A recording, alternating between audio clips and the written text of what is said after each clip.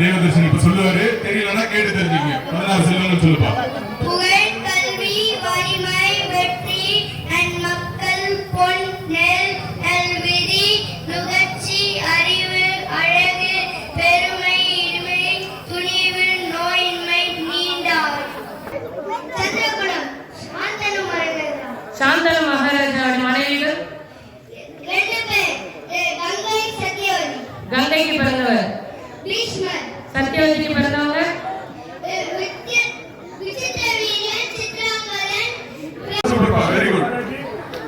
எல்லாரும் கிளாஸ் பண்ணுங்க. எவ்வளவு விஷயம் ஞாபகம் வச்சிருக்காரு. நல்ல என்ன நாலேஜ் இருக்கு. சூப்பர்ப்பா, வெரி குட்.